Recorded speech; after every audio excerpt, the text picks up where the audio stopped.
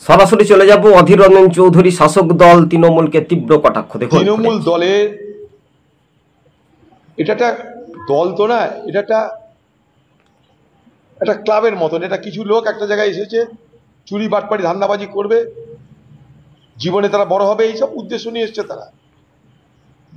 সেখানটায় মাথায় বসাচ্ছে মমতা ব্যানার্জি, আর তার সঙ্গে কিছু তার পুরনো নেতাগণ কিছু আছে।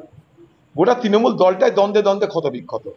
এইগুলোর জন্য ভোটের কি ফলাফল হবে আমি জানি না, কারণ বরাবরই তৃণমূল দল দ্বন্দ্বে দ্বন্দ্বে ক্ষত বিক্ষত।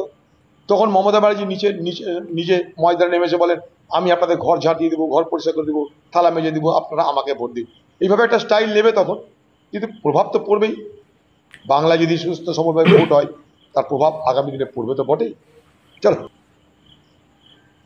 হ্যাঁ দর্শক বন্ধুগণ, দেখতে পেলেন তৃণমূল দলটা দুর্নীতি চুরি বাটপারি করে চলবে, আর ভোটের সময় লুট করবে, ছাপ্পা মারবে, তবে তৃণমূল দলটা ভেঙে তছনছ হয়ে যাবে, এইটুকু আপনাদেরকে আমরা বলতে পারি।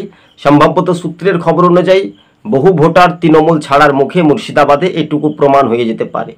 কংগ্রেসের নেতা অধীর রঞ্জন চৌধুরী ধর্মীয় মেরুকরণের রাজনীতির কাছে তিনি ভোটে হেরে যান, কিন্তু এই যে ধর্ম নিয়ে যে রাজনীতি খেলা শুরু করেছিল সর্বপ্রথম তৃণমূল, মাঝখানে হিন্দু মুসলিম ভোট ভাগাভাগি হলো। 26-এর ভোটে এটাই একটা প্রভাব পড়বে, বলবে এনআরসি চলে আসবে, সিএ চলে আসবে, দেখো মুসলমান তোমাদের ওয়াকফ বিলের জন্য আমি আছি, সেই ভোটটা আমাদেরকে দাও, এবারকার মতো বাঁচাও আমাকে, এই রকমভাবে নানান অজুহাত দেখাবেন। এই রাজ্য রাজনীতিতে তৃণমূলের দুর্নীতির বিরুদ্ধে আবারও সরব হলেন প্রাক্তন কংগ্রেসের সাংসদ অধীর রঞ্জন চৌধুরী বলাই যেতে পারে। তাই আজকে আপনাদের সঙ্গে সাংবাদিক বৈঠকের যে প্রতিক্রিয়াগুলি তুলে ধরলাম, আপনারা পার্ট 1 পার্ট 2 করে তো তুলে ধরেছি আমরা।